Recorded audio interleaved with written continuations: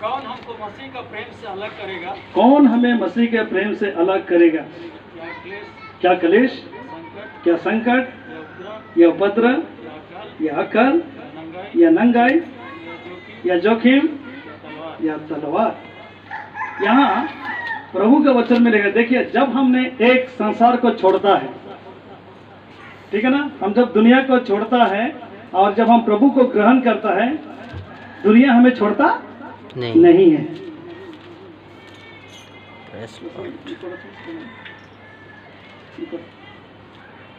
तो दुनिया कभी हमें नहीं छोड़ता है, हम दुनिया को छोड़ते हैं लेकिन दुनिया हमें नहीं छोड़ता है।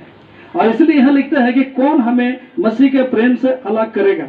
आप मसीह को जब वो ग्रहण करता है, मसीह को जब लोग कोई लेता है, लेने के बाद में यह संसार आपको अलग करने के लिए वो 7 चीजों का इस्तेमाल करता है। कितना चीज का? 7 चीज है। और ये 7 चीज से अगर आप बच गया तो आप परमेश्वर के राज के लिए भागीदार बन सकता है।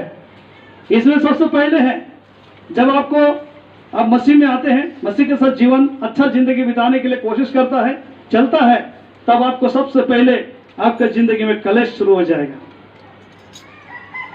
ठीक है, ये कलेश आपको पीछा करेगा हर दिन, मतलब 7 दिन में 7 तो शत्रु आपका जीवन में आएगा। पहला दिन में क्या आएगा?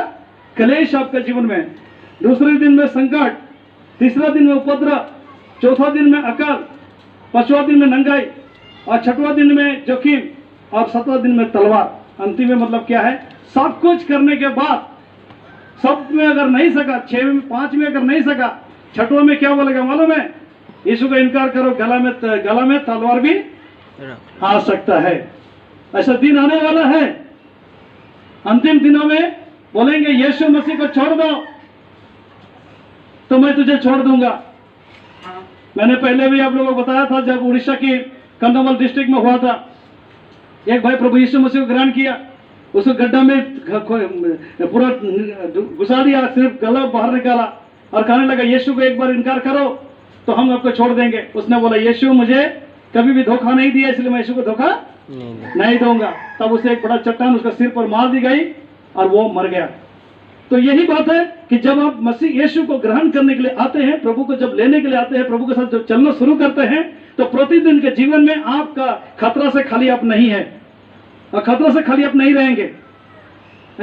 अभी यहाँ बोलेंगे कलेश, कई प्रकार के कलेशों का सामना करना पड़ेगा। अच्छे लोग आके बोलेंगे मसीह यीशु को आप क्यों ग्रहण किया, आप दूसरी माँ को क्यों मानने के लिए गया, दूसरे पिताजी को क्यों मानने के लिए गया, हमारा अपना पिताजी को क्यों छोड़ दिया, और ऐसे बोल करके आपका जिंदगी में कई प्रकार की बातें आएंगी। दूसरी बात कि अगर संकट, कई प्रकार की परेशानी आपके घर के अंदर में किधर किधर से घुसेगा, बोलेंगे अब मैं प्रभु यीशु को ग्रहण किया, मेरे पास संकट क्यों है? मैं प्रभु यीशु मसीह के साथ चलता हूं, विश्वास के साथ बपतिस्मा लिया, मेरे पास संकट क्यों आ रहा है? क्या मेरा प्रभु मुझे नहीं देख रहा है? प्रभु देख रहा है, लेकिन शैतान संसार को छोड़ नहीं रहा है। संसार तुझे छोड़, संसार कभी छोड़ता नहीं है। संसार हर एक दिन इंसान के जिंदगी में उसे मसीह से अलग करने के लिए प्लान करता है। आज सुनीता और बाबू से मैं यही कहना चाहता हूं कि परमेश्वर का वचन मिलेगा, कौन मुझे मसीह के प्रेम से अलग करेगा? अलग करने का पहला शत्रु है कलेश, दूसरा शत्रु क्या है? संकट, उसके बाद उपद्रव। इंसान के द्वारा आपके ऊपर में उपद्रव आ सकता है, तरह तरह की बातें आ सकती है, तरह तरह उपद्रव आ सकता है, और ये उपद्रव आपको मसीह के प्रेम से अलग कर सकता है। आज एक बड़े अच्छा निर्णय लेकर प्रभु यीशु मसीह को बपतिस्मा लेने जा रहे हैं आप। बपतिस्मा लेकर पूरा जीवन जब तक मसीह नहीं आए तब तक विश्वासी बना रहना चाहिए। इसलिए हर विश्वासी को भी कहते हैं जो लोग मसीह में हैं, उनमें भी कभी भी वो लोग शत्रु, वो लोग भी इस दुश्मन से कभी सुरक्षित नहीं है, संसार से सुरक्षित नहीं है, उनके पीछे हर दिन शत्रु लगा रहता है। इसलिए मेरे प्रियो, आज सुनीता बाबू ये बात को समझना चाहिए। बाइबल में लिखा है 36 में क्या लिखा है, थोड़ा देखिएगा। जैसा लिखा है तेरे लिए हम दिन भर घात किए जाते हैं। बस क्या बोला है? दिन भर घात। प्रतिदिन हम लोग क्या है, हमारा शत्रु हमारे पीछे रहता है। इसीलिए हमारी जिंदगी में क्या होना चाहिए? प्रार्थना का जीवन होना चाहिए। बाइबल अध्ययन का जीवन होना चाहिए। बाइबल हर दिन पढ़ना। बाइबल बिना पढ़े हुए घर से निकलना हमारे लिए खतरा से खाली नहीं है।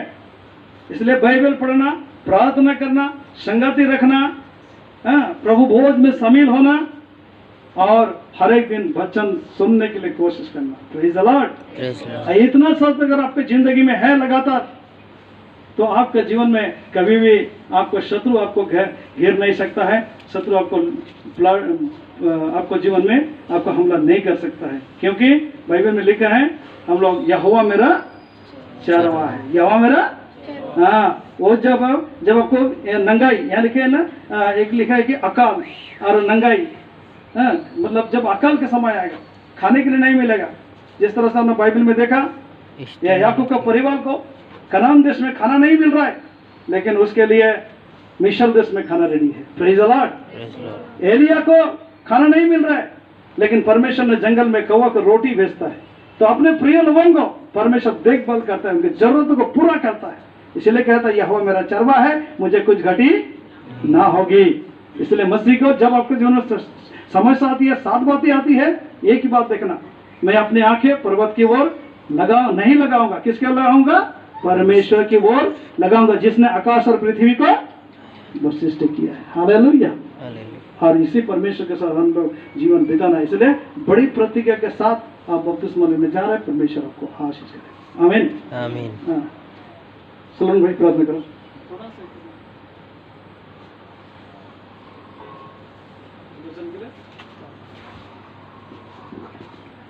Praise Lord, praise Lord, praise Lord, praise Lord. नगरकारी अद्भुत दया करने वाला यीशु, आपको पवित्र नाम से मैं धन्यवाद देते हैं पिता। इस समय हम प्रार्थना करते पिता, नगरकारी प्यारे प्रभु, इस समय जो पिता प्रभु आपका पवित्र नाम से जो पिता प्रभु जो कार्य करने जा रहे हैं पिता प्रभु, आशीष करना पिता प्रभु, आप दया करना, पवित्र आत्मा के बादल बना के रखना पिता प्रभु, आशीष करना पिता प्रभु। जिसका पिता प्रभु आपकी जो सेवक की तरह से हमने जो वचन को सुने हैं पिता प्रभु, मैं सर की नंगाई या अकाल क्या अलग कर सकता है प्यारे प्रभु। यीशु आपने हमारे लिए जो पिता प्रभु अपने कलवरी को पिता बलिदान हो गया, हमें पिता आजाद में लेके आपकी महिमा करने के लिए और हमें चुना है पिता प्रभु। इस विश्वास के साथ हमें पवित्रता से रह के पिता प्रभु आपकी बाट जो होने वाला बना रहने में दया आशीष करना पिता प्रभु। ये छोटा सा विदेशन से ग्रहण कर लीजिए। आमीन। नहीं समझा वजह वजह प्रभु यीशु मसीह ने जोर से करो। ठीक, जन्म पाने से बोलो भैया समझा।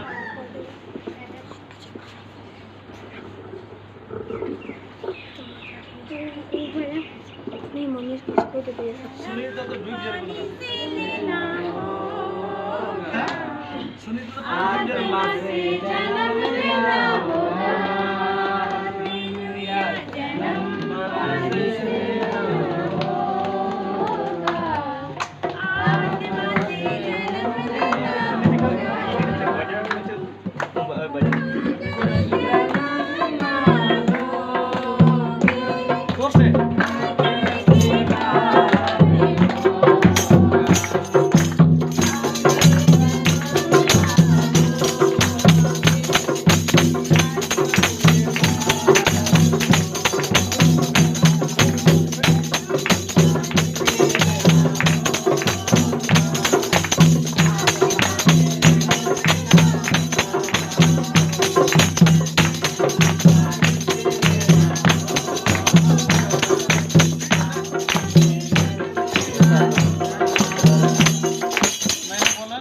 अच्छा फोटो निकालो एक कैमरा से। ये वीडियो कर रहे हैं ना, फोटो निकालो उसमें से, सिर्फ फोटो हो जाएगा। खाली फोटो निकालो। इसमें फोटो भी बन जाएगा। नहीं नहीं नहीं, ऐसा नहीं, सिर्फ फोटो मारो। हाँ, फोटो।